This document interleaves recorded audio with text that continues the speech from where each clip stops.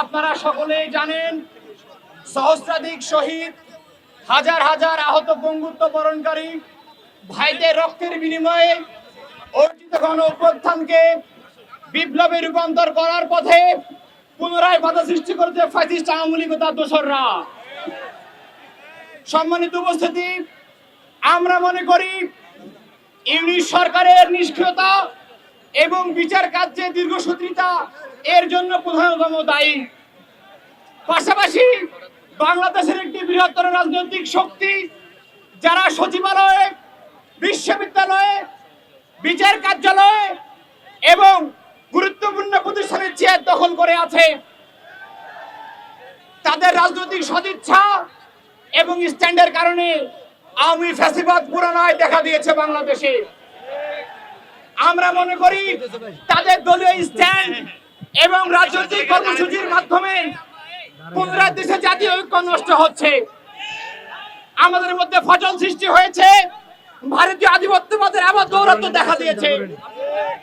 সংগ্রামী উপস্থিতি, আমরা বলতে চাই যে ভারত আধিপত্যবাদ প্রত্যক্ষ পরোক্ষভাবে জুলাই গণহত্যায় জড়িত ছিল, যে আধিপত্যবাদ শেখ হাসিনাকে এবং তাদের মন্ত্রীদেরকে ভারতে আশ্রয় দিয়েছে, তাদের প্রেসক্রিপশনে কোন দল এদেশে চলুক আমরা সেটি চাই না।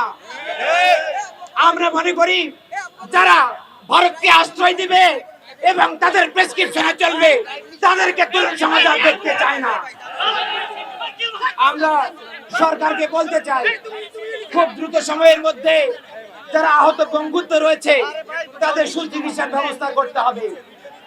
আমরা আরো দাবি জানাই সকল রাজনৈতিক মামলা প্রত্যাহার করে আজহার ভাই সহ সকল রাজবন্দীদের মুক্তির ব্যবস্থা করতে হবে।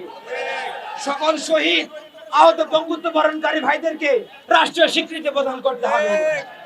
আমরা চাই সরকারের মাধ্যমে জাতীয় ঐক্য গড়ে উঠবে। সংগ্রামী উপস্থিতি, আমরা বলতে চাই আগামী দিনে শহীদদের স্বপ্নের আলোকে সম্প্রীতি এবং বৈষম্য দেশ গড়তে হলে আগামী দিনে দেশ ও ইসলাম রক্ষার আন্দোলনে আমাদেরকে ঐক্যবদ্ধ কাজ করতে হবে। আপনাদেরকে সবাইকে আগামী দিনের আন্দোলনে উদাত্ত অংশগ্রহণের আহ্বান জানিয়ে বিদায় নিচ্ছি। আল্লাহ হাফেজ।